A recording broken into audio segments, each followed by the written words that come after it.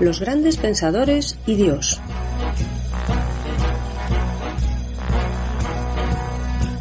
¿Qué pensaban acerca de Dios las grandes mentes que nos han legado su saber? ¿Su opinión acerca de Dios condicionó su vida? Los grandes pensadores y Dios es una serie de entrevistas con el profesor Javier Álvarez Ballesteros, doctor en filosofía, catedrático de bachillerato y profesor en la Facultad de Teología Evangélica. Cada semana, en este mismo día y a esta misma hora, presentada por Daniel Baluja, podrás escuchar aquí una nueva entrevista que te descubrirá, de forma amena y sencilla, las inquietudes existenciales de los sabios a lo largo de la historia.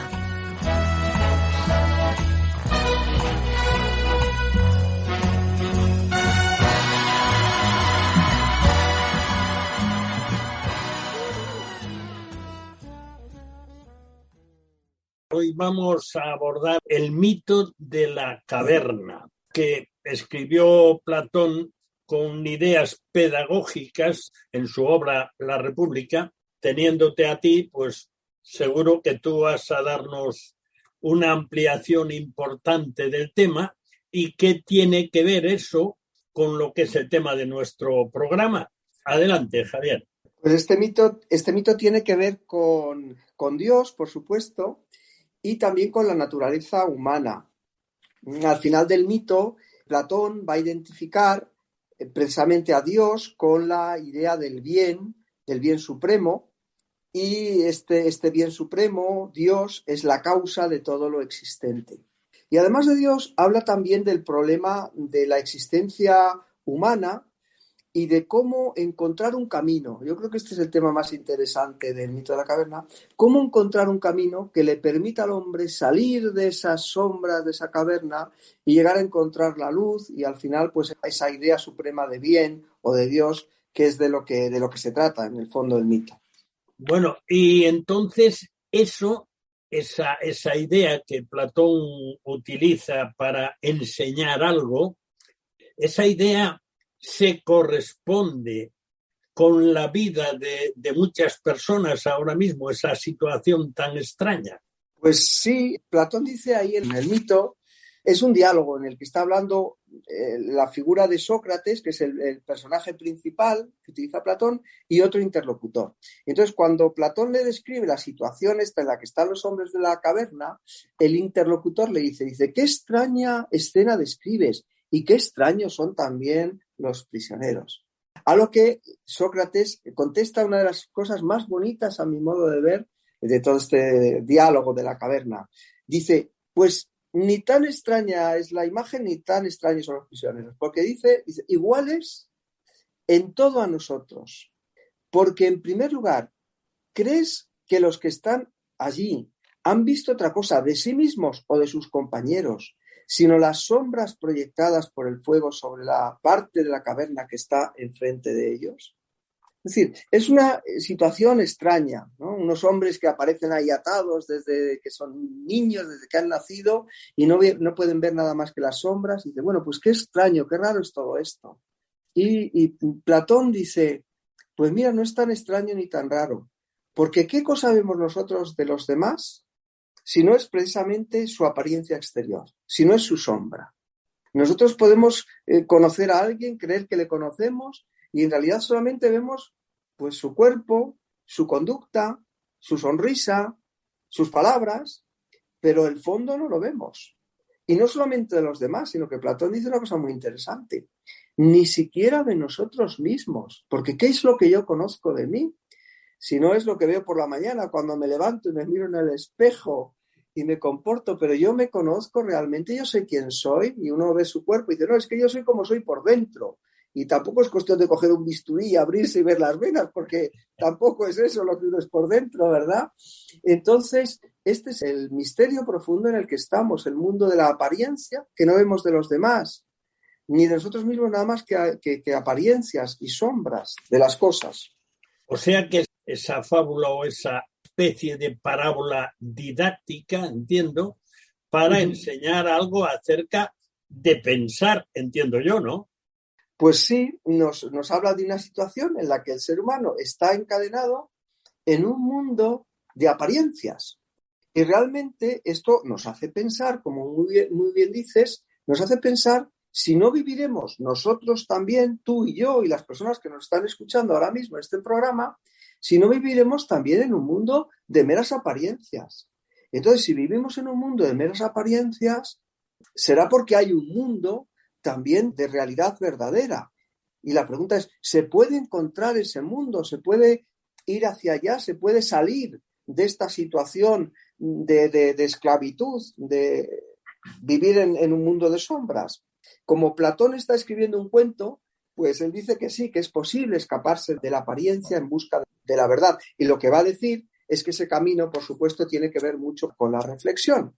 Pero tal y como él lo cuenta en el mito, es que llega alguien a esos prisioneros que están encadenados en el fondo de la caverna, sin poder ver de sí mismos o de los demás o de los objetos, nada más que las sombras.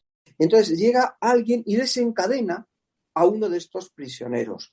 Le ayuda a levantarse y le acompaña en el ascenso que va de las tinieblas hasta la luz. Y dice que van subiendo por una áspera y escarpada subida. Esto quiere decir que la búsqueda de la verdad no es necesariamente un camino fácil, que muchas veces tenemos que romper con nuestra cómoda situación de estar en la caverna, porque claro, imagina un hombre que está atado de pies y manos desde que ha nacido, acostumbrados a oír siempre lo mismo. Tanto tienes, tanto vales. Lo que importa no basta con ser, lo importante también es aparentar. Entonces uno vive en ese mundo desde que ha nacido y claro, salir de ahí pues seguramente cueste. Lo que nos cuenta el relato del mito de la caverna es que al final este ayudante consigue que el prisionero de la caverna salga y que pueda ver al final lo que hay fuera de la caverna y pueda contemplar el mundo de la luz. ¿Qué pasa cuando por fin se libera de estar limitado a las apariencias? En primer lugar, enfatizar que la subida no es agradable, que cuesta subir, que cuesta salir de allí, porque el prisionero ha estado atado toda la vida, que le molesta el sol, que cuando sale ahí lo que pasa es que no se va a encontrar cómodo. En el mundo de la verdad, cuando uno está viviendo en un mundo de mentira, la adaptación a la nueva realidad, a ese nuevo nacer, a una vida en la verdad, pues va poquito a poco. Esta persona estará más cómoda caminando por la noche que por el día, mirando a las sombras de los objetos que mirándole a una persona a la cara. Pero poco a poco, dice Platón, necesitará un tiempo para acostumbrarse, pero poco a poco se dará cuenta de la realidad de los objetos y al final, dice Platón, que se dará también cuenta con respecto al sol, y leo literalmente, que es él, el sol, quien produce las estaciones y los años y gobierna todo lo que hay en la región visible y que es, en cierto modo, el autor de todas aquellas cosas que ellos veían también cuando estaban en la caverna. Es decir, al final se da cuenta de que nosotros no vemos solamente porque tengamos ojos, que vemos porque hay una luz que ilumina, que nos permite ver. Esa idea es la idea de bien, esa idea es el equivalente al fuego de la caverna. En el fuego tenían algo que provocaba que se vieran las sombras, pero eso no es nada más que una especie de ídolo, subterfugio del Dios de verdad que ilumina las cosas. Este es el sol que Platón pues va a identificar con la idea de bien. En cierta manera, en el mundo en el que vivimos, no estamos también atados a la comodidad de esto es así y se acabó. Y nos cuesta salirnos de esa realidad y luchar para ver más allá, para ver la realidad más real. Pues Platón utiliza una palabra que para mí es muy significativa. Es la palabra encadenados. O sea, estamos encadenados. Y quizá tú puedes preguntarme, bueno, ¿y las cadenas hoy cuáles son? Pues la televisión, la presión social, un mundo en el que los valores realmente son tanto tienes, tanto vales. Y se mira a las personas por su posición social, por su prestigio, por el dinero que tienen, cuando en el fondo sabemos que esas cosas son solamente apariencia, que eso es solamente el vestido con el que uno se cubre, pero lo importante no es el vestido, lo importante es la persona que lo lleva, pero nos han acostumbrado, nos han puesto unas cadenas que nos hacen ver, que nos hacen mirar en las personas y en la realidad, incluso en la vida, que los valores son estos valores que en el fondo son efímeros y no unos valores pues que son más perdurables y más profundos y que tienen que ver con la eternidad y no con lo que es pasajero y con lo que se gasta. Porque es verdad que el dinero puede comprar muchas cosas, pero las que son realmente importantes, las que son de verdad, de verdad no se compran con dinero, como puede ser el cariño, como puede ser la libertad interior. Eso no hay dinero que lo compre. El amor, eso no se compra. Y muchísimas otras cosas, por supuesto. Salir de ese engaño o de esa limitación de conocimiento, por lo que cuentas tú de la salida incómoda de la caverna, salir de ahí también hoy es difícil, es incómodo y además es incordiante, entiendo yo. Quizá por esa razón hay pocos que se atrevan a hacer ese tránsito. De hecho, cuando el personaje de la caverna va subiendo, va ascendiendo poco a poco de las tinieblas a la luz, Platón nos relata, nos cuenta, insiste un poco en esta idea de que muchas veces la persona que va ascendiendo hacia la luz, dice, muchas veces quiere volver atrás, porque se encontraba más cómodo en ese mundo de sombras, porque es donde él ha nacido, es su hábitat natural, que al lugar hacia donde va, porque solamente mirar hacia un lugar donde hay luz, que es al final de la caverna, por donde se sale al mundo, digamos, visible, pues solamente mirar hacia allí ya le causa que le duelan los ojos. Es que el enfrentamiento con la verdad muchas veces puede causarnos dolor. ¿Por qué? Pues porque nos denuncia y nos hace ver y nos confronta con la realidad de que nuestra vida muchas veces no camina por la senda de la verdad, sino que camina más bien por la senda de la apariencia, por la senda de la mentira. ¿Será ese uno de los principales problemas de la resistencia al Evangelio y de la oposición que hay en todo el mundo en este momento y siempre desde el comienzo? Claro, entender el Evangelio es una muy buena pregunta. Entender el Evangelio es entender ni más ni menos que la buena nueva, que es lo que significa la palabra Evangelio, de la gracia de Dios. Y esto es una cosa que aparentemente es muy sencillo. Gracia significa un regalo, es un don de Dios. Pero esto que aparentemente es tan sencillo como es recibir un regalo, es al mismo tiempo algo para la estructura antropológica de cómo somos, es muy difícil. ¿Por qué? Porque va en contra de nuestro orgullo, de nuestra soberbia. Nosotros creemos que merecemos ganarnos la libertad, que merecemos ganarnos la luz, que podemos conseguirlo todo. Esto es algo muy infantil, pero que los seres humanos, aunque seamos adultos, creemos que somos también omnipotentes. Y en realidad, reconocer que no somos capaces, que no llegamos y que necesitamos la ayuda de otro para salvarnos de la situación en la que estamos viviendo, pues es una especie de golpe bajo, de golpe doloroso a nuestra más profunda arrogancia. Pero ni más ni menos que esta es la necesidad que nos impone el Evangelio, es reconocer que somos pecadores. Yo una vez leía, referido a estas cosas, yo leía que hay muchos caminos para equivocarnos. Es decir, hay muchas formas de pecar, que eso significa equivocarse, pecar significa errar el blanco, esto es equivocarse, ¿no? Tenemos muchas formas de equivocarnos, pero de encontrar la salida solamente hay una. Yo para equivocarme en la vida, para ir en contra incluso de las cosas que yo sé que están bien y hacer lo contrario, yo para eso no necesito ayuda. Yo mismo me meto en unos líos tremendos. Yo mismo peco, yo soy pecador. No necesito ayuda, no necesito a nadie que me enseñe a pecar.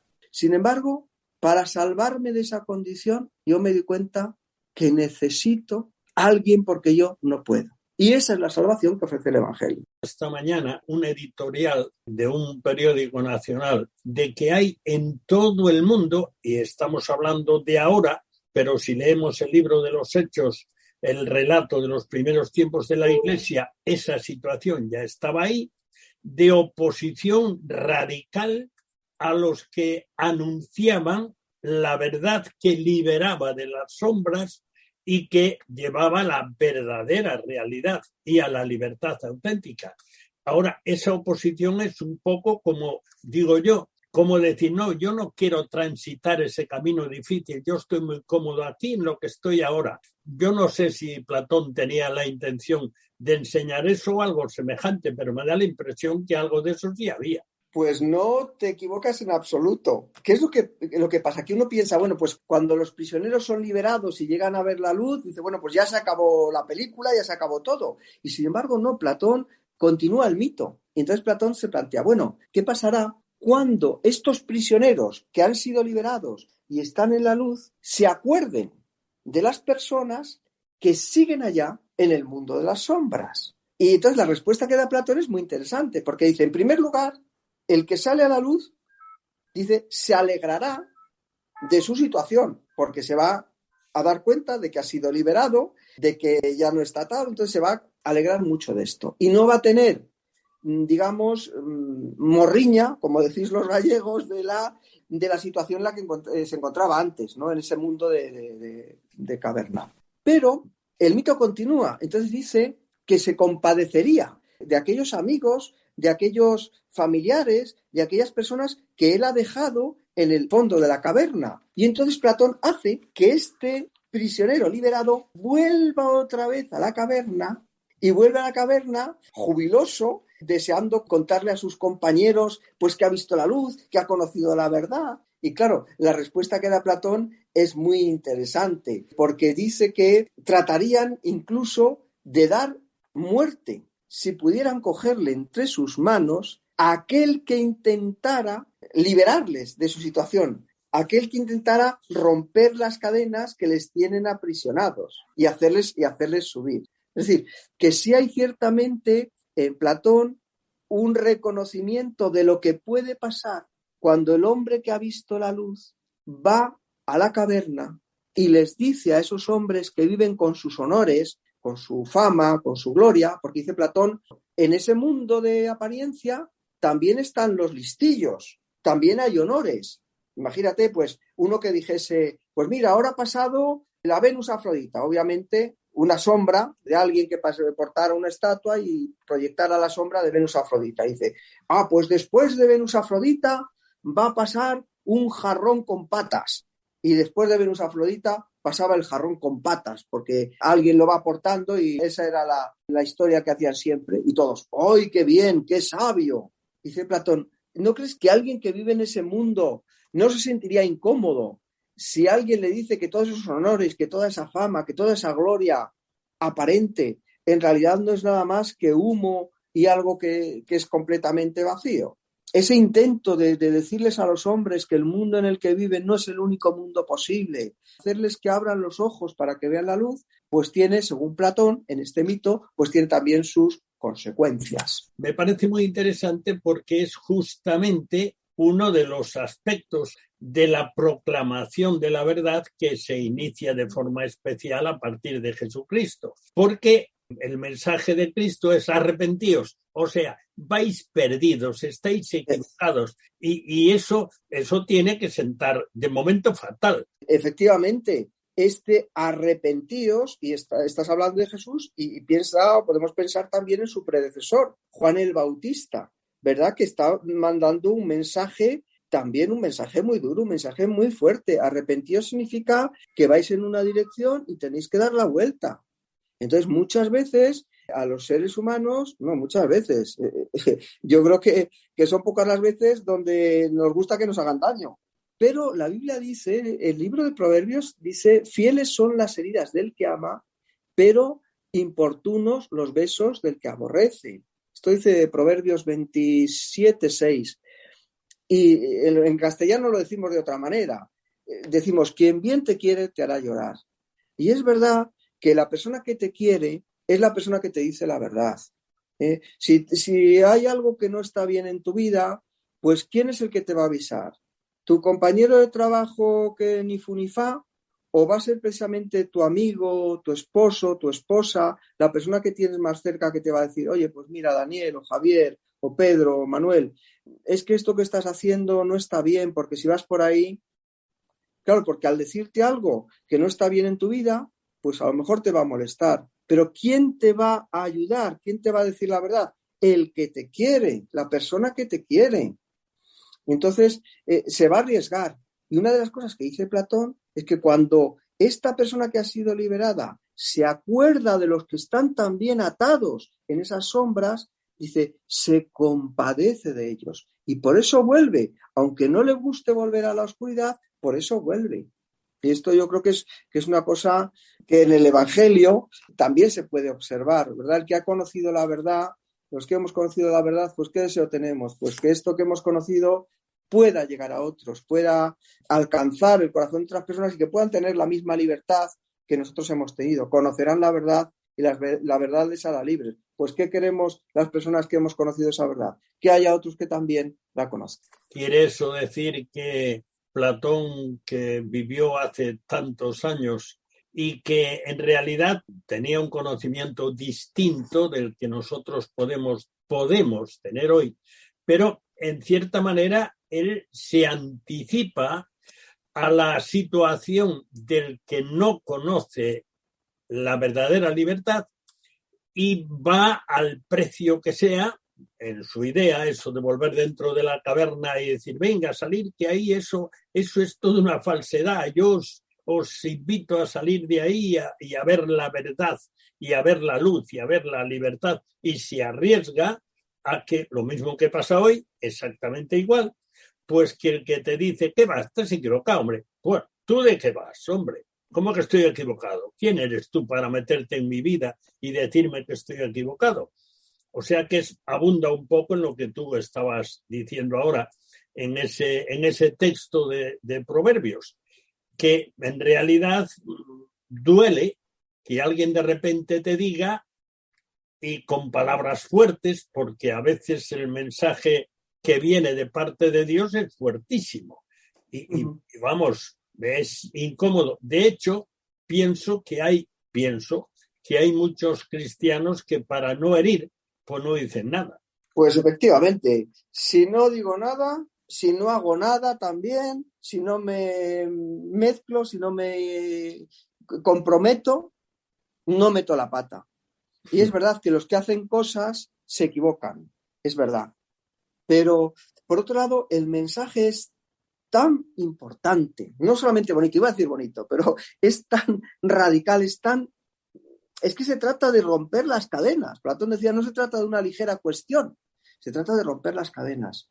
Y entonces, yo creo que ahí hay algo que es muy importante y es muy esperanzador y es muy bonito. Fíjate, a mí del mito de la caverna te voy a decir lo que más me gusta.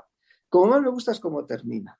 Porque Platón, cuando termina de explicar todo el simbolismo de lo que él ha querido contar y lo que quiere decir cada cosa, dice esta frase: este es mi pensamiento que tú deseabas conocer con tanta intensidad, pero solo la divinidad sabe, por acaso, si esto es conforme a la realidad. O sea, fíjate, aquí el filósofo Platón está diciendo, mira, yo te he contado este mito porque tú querías saber algo acerca de la verdad. Pero si esto es verdad o no, dice, solamente la divinidad lo sabe. Y como tú me decías, es que hay que tener en cuenta que esto se dice casi 300 años antes de Cristo, ¿verdad? Entonces, Platón nos habla de ese anhelo. Platón en el mito está intentando contestar a ese anhelo que hay de buscar un camino. Pero al final dice, pues yo no sé si el camino es así o no, solamente Dios lo sabe. El profeta Isaías habló también de un camino, y un camino en el que dice que los ojos de los ciegos serán abiertos y los oídos de los sordos se abrirán. Es decir, un camino donde se abrirá la luz, ¿verdad? Y dice Isaías 35:8, allí habría calzada y camino, y será llamado camino de santidad. No pasará inmundo por él, sino que él mismo estará con ellos. El que anduviere por este camino, por torpe que sea, no se extraviará. Es decir, el camino del que se está hablando, del que habla el cristianismo, es un camino que había sido profetizado, no solo por Platón en cierto sentido, sino también por Isaías. Habrá un camino. Y si leemos el Nuevo Testamento, curiosamente, a los cristianos se les llamaba los del camino. Isaías decía que el que anduviere por este camino, por torpe que sea, no se extraviará, porque él mismo estará con ellos. Dios estará con ellos. ¿Recuerdas que en el mito de la caverna alguien acompaña a los que salen de la caverna, verdad? Y si leemos el Nuevo Testamento, veremos que Jesús tiene por nombre Emmanuel, que significa Dios estará con nosotros, Dios está con nosotros, Dios nos acompaña en el camino. Y los cristianos son llamados los del camino, pero Jesús dijo, yo soy el camino, la verdad y la vida.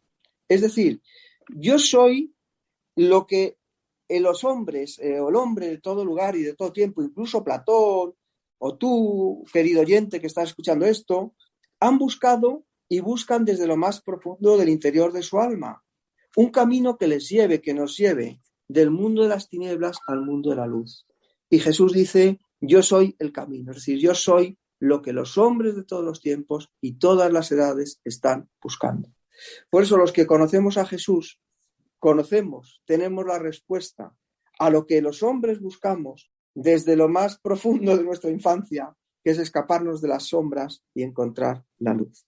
Él es el camino, la verdad y la vida. Yo vi algo esta mañana así corriendo cuando sabía el tema del que íbamos a tratar, especie de resumen, pero allí habla incluso de la posibilidad de plantearse que el que iba con pretensiones, les parecía a ellos, claro, estaban en la sombra, y el que venía a decirles, no, que hay mucho más allá, que hay otra cosa que es la real, esto es una apariencia nada más. Se planteaban incluso matarle. Cuando Platón se plantea esto, yo creo que él está pensando en una persona muy concreta. Él está pensando en su maestro Sócrates, porque Sócrates fue el que llevó a los atenienses ese mensaje de que había una verdad más allá del relativismo que propugnaban los sofistas. Y entonces, él se está refiriendo a ese filósofo que fue asesinado precisamente por predicar acerca de la verdad. No es una frase inocente cuando él dice, y no le matarían si pudieran cogerle entre sus manos. Y es que Sócrates, cuando le condenan a muerte, dice que lo que pueden matar sus perseguidores o sus enemigos, dice en el fondo, lo que pueden acabar es con mi cuerpo. Pero a mí no me van a poder coger entre sus manos, porque yo me voy a escapar. ¿Por qué? Porque yo no soy esa apariencia que vosotros veis por fuera, que es mi cuerpo. Yo soy lo que hay dentro de ese cuerpo, que es mi interioridad, mi intimidad, mi ser persona. Mi ser persona no es solo mi cuerpo. Yo tengo un cuerpo, pero no soy mi cuerpo. Es interesante que cuando hablamos de Sócrates, tú planteaste de forma muy, muy ligera, pero evidente, lo que estás diciendo ahora, un cierto paralelismo entre la actitud de Sócrates y la actitud de Jesús, en el sentido de que, como Jesús, Sócrates anunció la verdad no querían oírla, y entonces sencillamente se plantearon, esto está mal, te vamos a liquidar, y lo liquidaron, y él voluntariamente se dejó, a pesar de haber podido irse, porque dijo, no, es así, pues vale, yo lo acepto.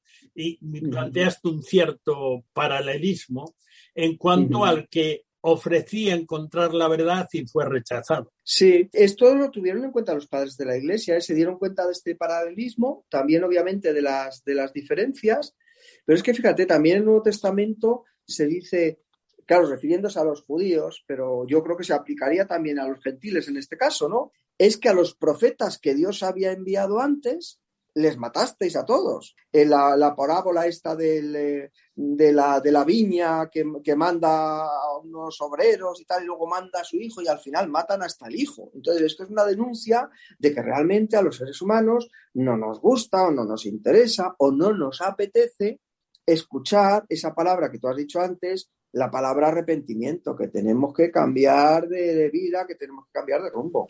El relato está al principio del libro 7 de la República. El relato es muy bonito. Lo que hace después de contar el mito es explicarlo. Entonces va analizando pues qué significan las distintas partes, qué significa la caverna, qué significa el mundo de fuera, qué significa el sol, qué significa la subida del prisionero desde la caverna hasta la luz. Eso lo llama la dialéctica, es la filosofía para él. La filosofía es esa búsqueda del conocimiento que es áspera, que es difícil, y es en el camino de ascenso. Pero luego, una vez que uno ha conocido la verdad, nos explica Platón cómo hay que intentar explicar el mundo de abajo desde el mundo de arriba. Y es lo que llama Platón la dialéctica descendente. Cualquier libro que hable de Platón va a hacer una referencia al mito de la caverna porque es una pieza de la literatura fundamental. Es que Platón, además, no solamente era profundo, sino que escribía bien. Por eso no solamente le estudian los filósofos, sino también los filólogos griegos estudian los diálogos de Platón. Los grandes pensadores y Dios se despide hasta la próxima semana, el mismo día y a la misma hora, cuando podrás escuchar aquí una nueva e interesante entrevista con Javier Álvarez Ballesteros, que nos acercará una vez más a las biografías íntimas de figuras destacadas de la historia.